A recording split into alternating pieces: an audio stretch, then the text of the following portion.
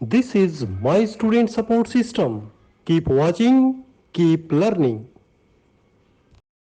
रक्त या ब्लड क्या है? रक्त एक संयोजी उत्तक है। यह शरीर में लगातार घूमता रहता है और एक दूसरे जो दूर के उत्तक हैं उनमें एक निरंतर संचार या कम्युनिकेशन की परमिशन देता है। पुरुषों में लगभग 5 से 6 लीटर और महिलाओं में 4 से 5 लीटर तक ब्लड होता है एक एडल्ट में। रक्त जो है वो पानी की अपेक्षा गाढ़ा और सघन होता है और उसका जो फ्लो है वो धीमा होता है।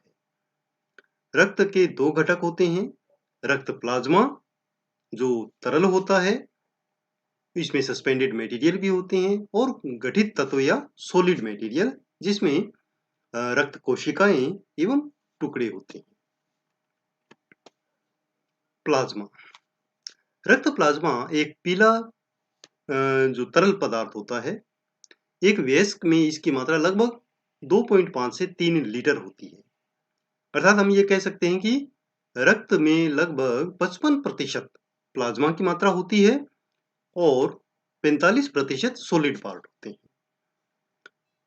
रक्त प्लाज्मा की यदि हम बात करें तो उसमें 91.5% पानी और 8.5 विलेय मतलब घुलनशील चीजें होती हैं जिनमें ज्यादातर प्लाज्मा प्रोटीन्स होते हैं। प्लाज्मा में जो चीजें शामिल हैं, ये जो 8.5% उनमें प्लाज्मा प्रोटीन्स, इलेक्ट्रोलाइट्स, न्यूट्रिएंट्स जो डाइजेस्टिव ट्रैक्ट से एब्जॉर्ब किए जाते हैं, waste material, hormones and gases, ये उसमें घुली हुई अवस्था में होती है। सबसे पहले हम देखते हैं प्लाज्मा प्रोटीन्स क्या है। प्लाज्मा प्रोटीन्स प्लाज्मा का लगभग 7% हिस्सा बनाते हैं और सामान्य रूप से रक्त के भीतर ही रहते हैं, यानी जो ब्लड वेसल्स है उसे बाहर नहीं आते हैं क्योंकि इनका साइज जो है वो बड़ा होता है और ये रक्त के ऑस्मोटिक प्रेशर को बनाते हैं। ठीक है ना, ऑस्मोटिक प्रेशर क्या होता है, जिससे न्यूट्रिएंट्स और जो गैसेस और जो मटेरियल होते हैं उनका आदान प्रदान होता है उस प्रेशर की वजह से। यह जो प्रोटीन है ये प्लाज्मा को या ये जो तरल पदार्थ है वो ब्लड वेसल के अंदर बनाए रखता है। अगर ये नहीं हो तो वो सारा बाहर आ जाए और एडिमा हो जाए। जो मेन प्लाज्मा प्रोटीन्स हमारे प्लाज्मा में हैं वो हैं एल्बुमिन, ग्लोब्यूलिन, प्रोथ्रोम्बिन तथा फाइब्रिनोजन। इलेक्ट्रोलाइट्स, इलेक्ट्रोलाइट्स हमारे शरीर के लिए बहुत महत्वपूर्ण हैं। मांसपेशियों के संकुचन, नर्व या जो तंत्रिका आवेग हैं उनका संचरण, एसिड बेस का बैलेंस आदि कई मुख्य कार्य इलेक्ट्रोलाइट्स के द्वारा किए जाते हैं। हमारे जो प्लाज्मा में इलेक्ट्रोलाइट्स हैं वो हैं sodium, potassium, calcium, bicarbonate, phosphates and chlorides. Nutrients, जो डाइजेस्टिव ट्रैक्ट है, पाचन के जो उत्पाद हैं, भोजन पचने के बाद जो भी स्मॉल मटेरियल हैं जैसे glucose, amino acid, fatty acid, glycerols, vitamin and minerals, वो सारे हमारे जो एलिमेंट्री ट्रैक्ट है वहां से अवशोषित होते हैं।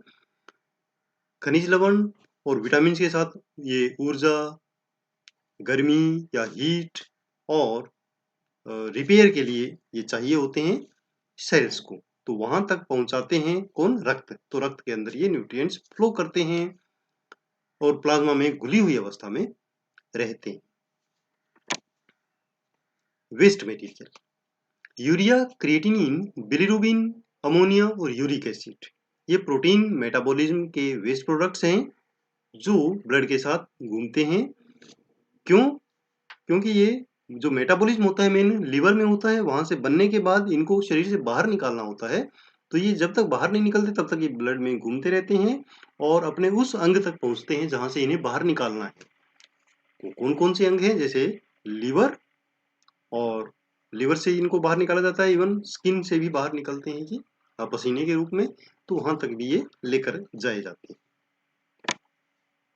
हॉर्मोन्स, अंतःस्रावी ग्रंथियों द्वारा संश्लेषित रासायनिक मैसेंजर्स होते हैं।